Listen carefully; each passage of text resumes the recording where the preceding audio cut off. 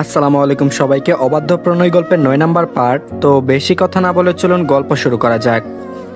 দয়া করে আপনি চলে যান, বাড়িতে এখন কেউ নেই। লোকে আপনাকে এই বাড়িতে দেখলে আমাকে খারাপ ভাববে, এই বাড়ির সম্মান নষ্ট হয়ে যাবে।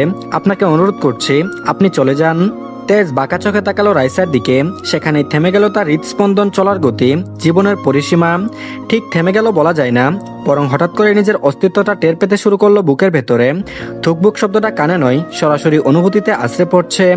রক্তের চলাচল বেসামাল, শিরায় শিরায় অস্থিরতা, মাথার ভেতর ঝিমুনি, শ্বাসটা অজান্তে একটু গভীর হয়ে আসে। সে শুধু তাকিয়ে থাকে। একটা মেয়েকে দেখে তার ভেতর যে এভাবে সমুদ্রের মতো উথাল পাতাল ঢেউ খেলবে আশা করিনি সেটা।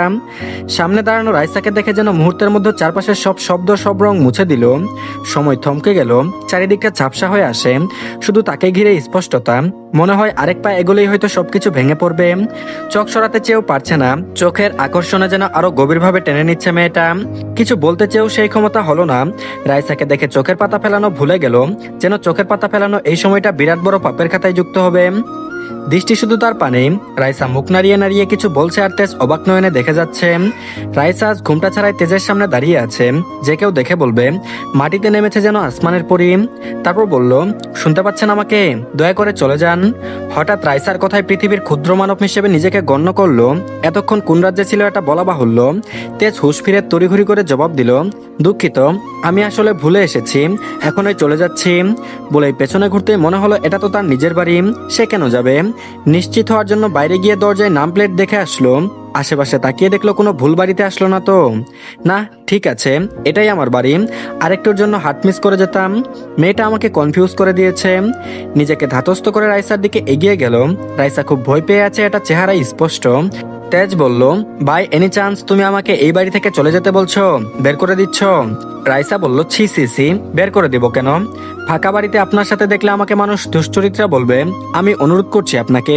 তেজ অবাক হলো এই মেয়ের কথা শুনে। তার বাড়ি থেকে চলে যাওয়ার জন্য অনুরোধ করছে তাকে, ভাবা যায়। তারপর বলল, এভাবে রাস্তার মাঝখানে দাঁড়ানোর মানে কি? সরে দাঁড়াও। রাইসা না সরতেই তাকে ক্রস করে বাড়িতে প্রবেশ করলো। রাইসা পেছনে ঘুরে দাঁড়িয়ে রইল। তারপর বলল, বুঝতে পারছে না কেন অসভ্য লোক। রাইসা কত জোর করে অনুরোধ করছে তাও শুনলো না, জোর করে বাড়িতে প্রবেশ করলো। তারপর বলল, কফি বানাতে পারো? তেজের কথাই রাইসা কি বলবে বুঝে উঠতে পারছে না। সে আছে এক চিন্তায়, বাড়িতে এখন যদি কেউ আসে। এর মাঝে আবারও তেজ তেজ দেখিয়ে বলল, কি হলো, কফি বানাতে পারো না? রাইসা ধরফড়িয়ে উত্তর করলো যে জি জি পারি। তেজ বলল, চটপট 1 কাপ কফি নিয়ে এসো যাও। রাইসা মনে মনে সন্দিহান নিয়ে প্রশ্ন করলো, কফি খেয়ে আপনি তাহলে চলে যাবেন? তেজ বলল, সেটা কফির উপর ডিপেন্ড করবে, কফিটা যেমন হবে আমার সিদ্ধান্তও তেমন হবে।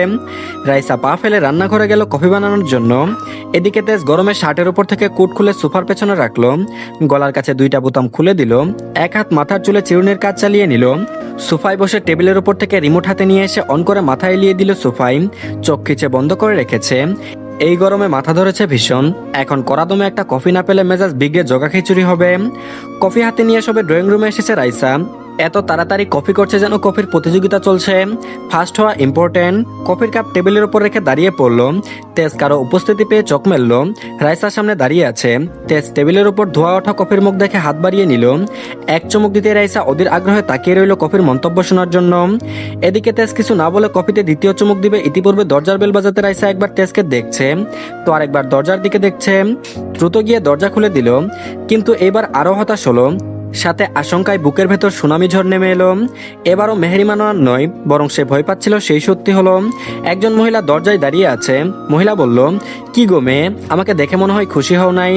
রাইসা বলল, না না, এমনটা নয়, আসুন ভেতরে আসুন। সৌজন্য তার খাতিরে ভেতরে আসতে বলল, মনে প্রাণে চাইলেও ভেতরে যেন না আসে। কিন্তু কি করার, ভাগ্য তার সহায় কখনো হয়েছে যে আজকেও হবে।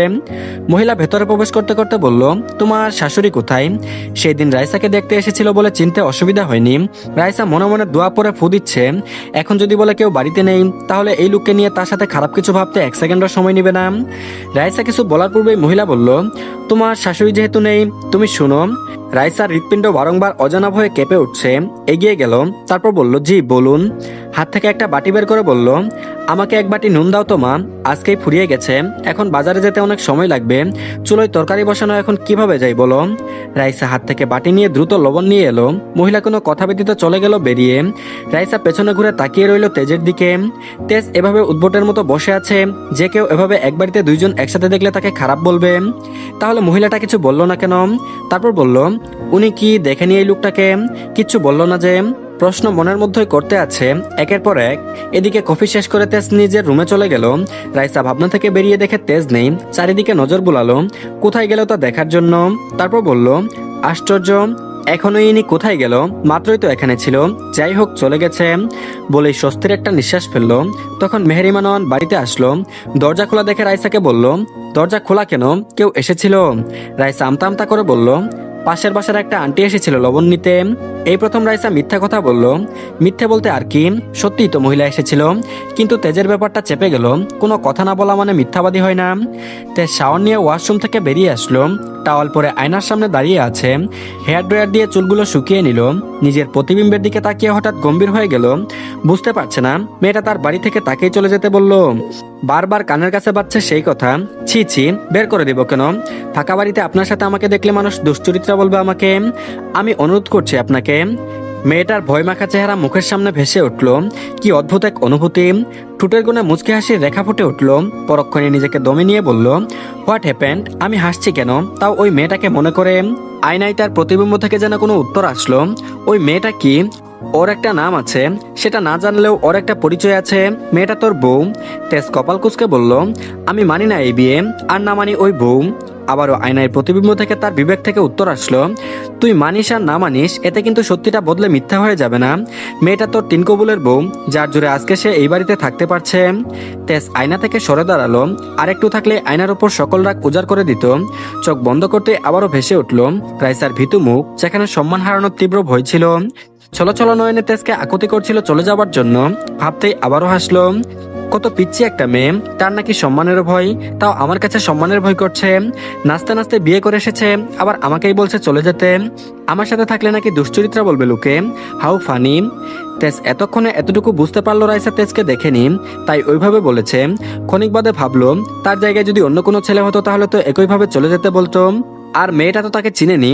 বাইরের মানুষ যেভাবে এই কথাটা বলেছে, এইটুকু মেয়ের চরিত্রের ভয়। ভাবতেই কেমন লাগলো তার পিচ্চি বউ এত লয়াল। ঘুমটাপতি বাচ্চা হলে কি হবে? কফি দারুণ বানাই, আমি ভাবতেই পারিনি এত সুন্দর কফি আজকে আমার কপালে।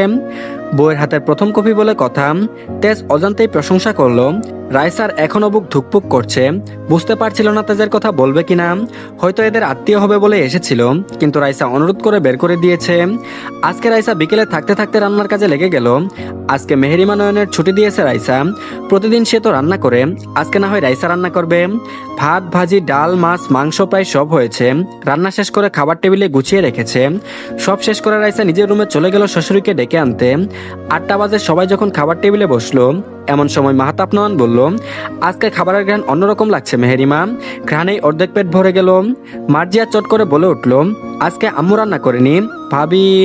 মার্জিয়া ভাবি বললেও দমে গেল তেজের দিকে তাকিয়ে। তেজও তখন তাকালো মার্জিয়ার দিকে, বুঝে গেছে কে রান্না করেছে। মুহূর্তে নিজের তেজ ধরে রাখার জন্য মাকে বলল, মা তুমি রান্না করনি? মেহেরিমা নয়ন আটকে উঠলেন, না জানি তার ছেলে এখন কি কুরুক্ষেত্র বানায়। খাবার টেবিলে পিনপতন নীরবতা ছড়িয়ে পড়েছে। কারো মুখে কোনো কথা নেই। নীরবতার চেয়ে আতঙ্কিত বেশি বলা চলে। মার্জিয়ার মায়ের দিকে ভয়ার্ত দৃষ্টিতে তাকিয়ে আছে। মেহেরিমা নয়ন ছেলের দিকে তাকিয়ে আছে। মাহতাব নয়ন গভীর কণ্ঠে ছেলেকে বলল, রান্না যে করে করুক, ছেলেদের দায়িত্ব খাওয়া, তারা খাবে। এখানে কে রান্না করলো এটা জেনে তুমি কি করবে? আর আমি বা কি করব? তেজ মায়ের দিকে তাকিয়ে পূর্বের তেজ বজায় রেখে বলল, মা তোমাকে কিছু বলেছি আমি, তুমি রান্না করনি। মেহেরিমা নয়ন কাঁচুমাচু হয়ে আমতা আমতা করে বলল, আমি রান্না করিনি মানে কি? তেজ বলল, মা সহজ একটা প্রশ্ন করেছি, এখানে এত জটলা পাকানোর মানে কি বুঝলাম না। তুমি রান্না করেছো কি করনি, ইয়েস অর নো? মেহেরিমা নয়ন নিজেকে ধাতস্থ করে জবাব দিল, না করিনি, তাতে কি হয়েছে? একবার খেয়ে তো দেখতে পারিস।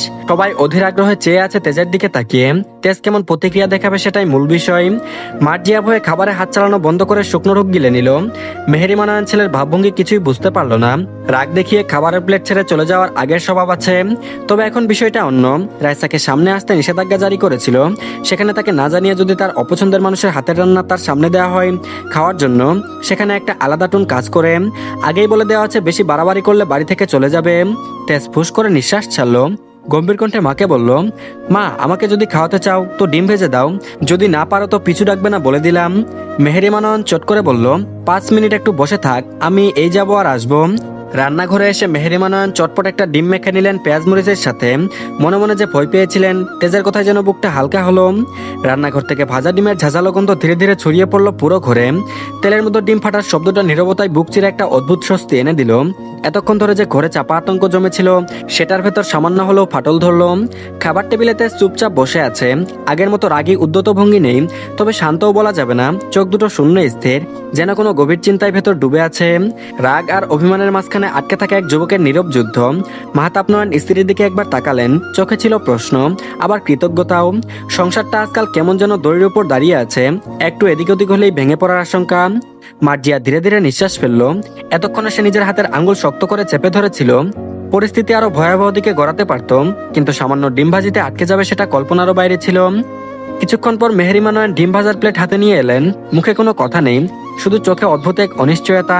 মায়ের চোখে সেই চিরচেনা ভয়, ছেলের মেজাজটা বুঝতে না পারার ভয়।